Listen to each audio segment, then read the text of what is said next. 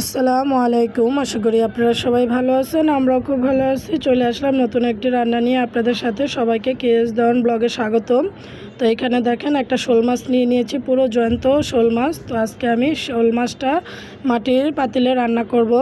তো মাটির যেহেতু চুলা নাই, মাটির পাতিলেই রান্না করব। তো চলেন প্রথমে মাছটা কেটে নিই। তো দেখেন মাছটা কিন্তু অনেকটাই জ্যান্ত, মাছের রঙটা একদম কালো কুচকুচে। তো মাছটাও খুবই তাজা। তো মাছটা আগে আমি কেটে নেব, সুন্দর করে কেটে ধুয়ে নেব। একদম জ্যান্ত মাছ, এটা সুন্দর করে কেটে ধুয়ে নেব। আর মাটির চুলা যেহেতু নাই, আমার এই গ্যাসের চুলাই রান্না করব, কিন্তু চেষ্টা করব মাটির মতোই রান্না করার জন্য।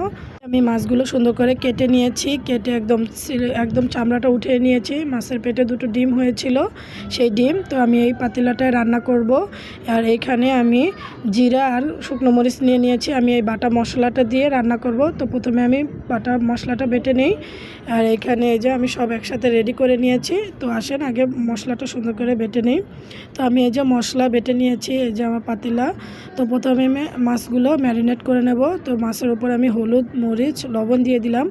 এখানে দিয়ে দেবো হচ্ছে জিরা বাটা এবং মরিচ বাটা, আর দিয়ে দেবো হচ্ছে পেঁয়াজ বাটা। পেঁয়াজ আর কুচি করে দেবো না, পেঁয়াজটা বেটেই দিলাম সুন্দর করে। এখন আমি ম্যারিনেট করে নেব। দিয়ে দিলাম সরিষার তেল, আর একটু সামান্য পরিমাণে সয়াবিন তেল দেব, কারণ সরিষার তেলের ধাক নয়তো বেশি আসবে। আমরা যেহেতু সচরাচর সরিষার তেল দিয়ে রান্না খাই না, সেজন্য আমাদের কাছে ধাকটা লাগবে। সেজন্য আমরা একটু সয়াবিন তেল দিয়ে, এখন আমি দুটো তেজপাতা দিয়ে ভালো করে ম্যারিনেটটা করে নেব। সুন্দর করে ম্যারিনেট করে তারপরে আমি পাতিলাটায় একটা একটা করে মাছ সুন্দর করে সাজিয়ে দেবো।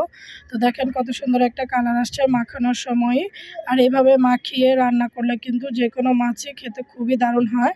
আর এই পর্যায়ে কিন্তু আমি কোনো রকম কোনো আদা রসুন দেবো না, শুধু জিরে বাটা আর মরিচ বাটা দিয়েই তরকারিটা রান্না করব। তো আমি বরিশাল কিন্তু এই রান্নাটা একবার করেছিলাম। তো তখন আপনাদের ভাইয়া খেয়ে খুবই মজা পেয়েছিল। অবশ্য সেটা কিন্তু বিলের থেকে আনা এই শোল মাছ ছিল, সেটাকে আমি সেম এই পর্যায়ে রান্না করেছিলাম।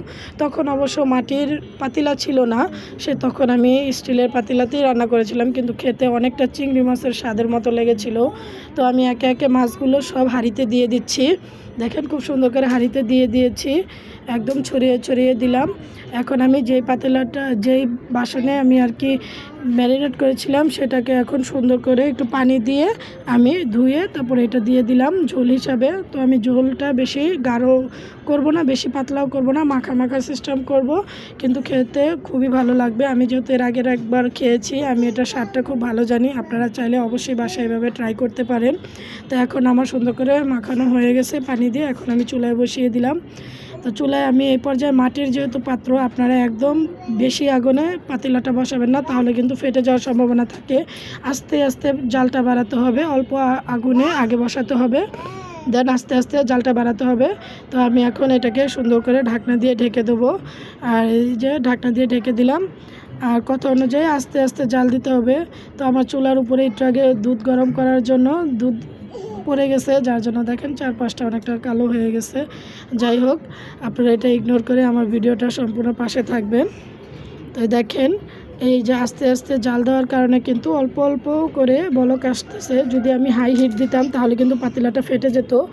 তো সেজন্য আস্তে আস্তে হিট দিয়ে আমি একটু নাড়াচাড়াও দিয়ে দিচ্ছি, কারণ আস্তে আস্তে হিট দেওয়ার কারণে যদি মাছটা আবার নিচে লেগে যায়, সেজন্য একটু আস্তে আস্তে নেড়ে দিচ্ছি। তো নেড়ে দিয়ে আবার ঢাকনাটা দিয়ে ঢেকে দিলাম। আর শোল মাছ এমনিতেই শক্ত মাছ, এই মাছ সহজে ভাঙে না। দেখেন অনেকটাই বলক চলে আসছে, সরিষার তেল দেওয়ার জন্য কিন্তু বলকটা একদম বেশি বেশি আসতেছে। তো একটু আস্তে আস্তে নাড়াচাড়া দিয়ে দিলাম। আর যেহেতু চামড়াটা ছিলে ফেলেছি, মাছটা এখন একটু নরম হয়ে গেছে, কিন্তু ভাঙবে না। যদি বেশি নাড়াচাড়া না দিই তাহলে ভাঙবে না, কিন্তু চামড়াটা যদি থাকতো তাহলে কিন্তু আরও শক্ত থাকতো মাছটা। তো যাই হোক, আমি এখন সুন্দর করে আস্তে আস্তে নাড়াচাড়া দিয়ে দিচ্ছি। দেখেন একদম নাড়াচাড়া দিয়ে দেখে নিচ্ছি কেমনটা হয়েছে। তো বারবার একটু নাড়াচাড়া দিচ্ছি এই জন্যই, কারণ মাটির পাত্র যদি নিচে লেগে যায় সেজন্য। তো দেখেন অনেক সুন্দর করে বলক চলে আসছে। এখানে আমি বিলাতি ধনিয়া পাতাটা দিয়ে দিলাম। বিলাতি ধনিয়া পাতা কিন্তু দেশি ধনিয়া পাতার থেকে অনেক বেশি গ্রান থাকে, যার জন্য আমি এই বিলাতি ধনিয়া পাতাটা দিলাম। তো এখন আমি এটা নামিয়ে নিয়েছি। কালারটা কত সুন্দর আসছে দেখেন, দেখতেই অনেক খেতে ইচ্ছে করতেছে। রঙটাও অনেক সুন্দর আসছে, মাছের রঙটাও অনেক সুন্দর আসছে। কাঁচা মাছটা এভাবে রান্না করেছি, দেখতে এবং গন্ধটা যা অমায়িক বের হয়েছে, আপনারা বাসায় ট্রাই না করলে বুঝতেই পারবেন না। তো এই পাতিলাটা, এগুলো কিন্তু সিনহামনির খেলনার পাতি, এগুলো কিন্তু ওরে কিনে দিছি খেলার জন্য, মাটির বাসন। হ্যাঁ, ওর দাদু ওর জন্য রেখে গিয়েছিলো, তো সেটাতেই আমি আজকে বেড়ে নিলাম। তো দেখতে খুবই সুন্দর লাগতেছে, আমার কাছে তো খুবই ভালো লাগতেছে বাটিটা। এই বাটিটাতেই আমি ঢেলে নিয়েছি, আর কালারটা খুবই আসছে সুন্দর তরকারি। আমি অবশ্য আশা করতেছি আপনাদের ভাইয়ের আগের বারের মতো এবারকারটা অনেকটা ভালো লাগবে, কারণ যেহেতু বাটা মশলা দিয়ে তরকারি রান্না করেছি। বাটা মশলা দিয়ে যে কোনো তরকারি রান্না করলেই কিন্তু খেতে অনেক ভালো লাগে। আপনারা অবশ্যই বাসায় দেখবেন ট্রাই করে। যেই মশলাটা আপনি ব্লেন্ডার করে রেখে দিয়েছেন আর যেটা আপনি নগদ তৎনগদ বেটে দিয়েছেন, সেটা দেখে দেখবেন কতটা ভালো লাগে।